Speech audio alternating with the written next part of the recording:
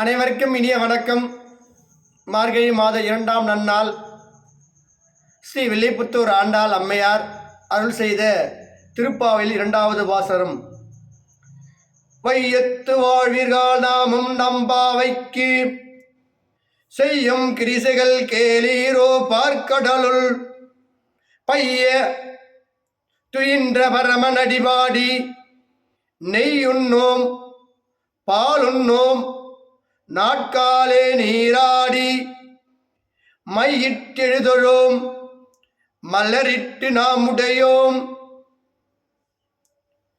செய்யாதென செய்யும் தீக்குறளை சென்றோதோம் ஐயமும் பிச்சையும் ஆந்தனையும் கைகாட்டி உய்யுமோ என்றின் உகந்தலோர் எம்பாவாய்.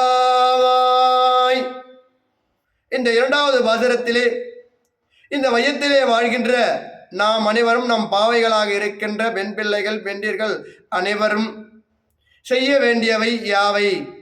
பார்க்கடலிலே பைய துயில்கின்ற அந்த பரமனடியை பாடுதலும், மார்கழி மாதம் முழுவதும் விடியற் காலையிலே நீராடுதலும், அப்படி அவன் புகையை பாடிச் சொல்வதாலும், அப்படி செய்கின்ற போது நெய் உண்ண வேண்டாம், பால் உண்ண வேண்டாம், மார்கழி மாத 30 நீராட வேண்டும், கண்களிலே மையிட்டு கொள்ளக்கூடாது, கூந்தலிலே மலர் சூடக்கூடாது,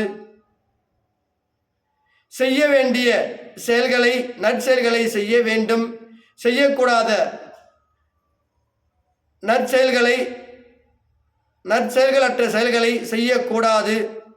திருக்குறளை சென்றோதும் முடிந்த வரையில் வீடு தேடி வருகின்ற சந்நியாசிகளுக்கு பிச்சை தானமாக அளித்து நாம் வாழ்தல் நலமாகும்.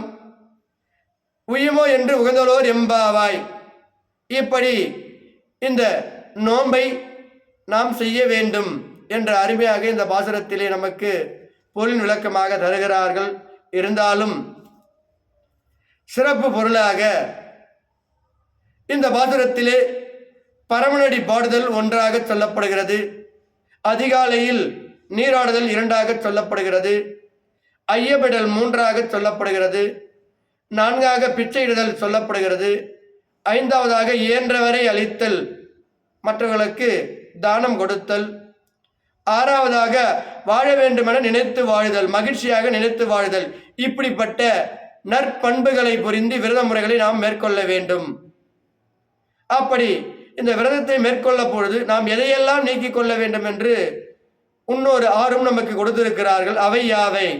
1, விரத முறையின் பொழுது நெய் உண்ணுதல் கூடாது, பால் உண்ணுதல் கூடாது, மையிட்டு கொள்ளுதல் கூடாது, மலர் சூடுதல் கூடாது, செய்ய தகாதவற்றை செய்தல் கூடாது, கோல் சொல்லக்கூடாது என்று அருமையான இந்த 6 தத்துவங்களை நமக்கு அருமையாக சொல்லுகிறார்கள்.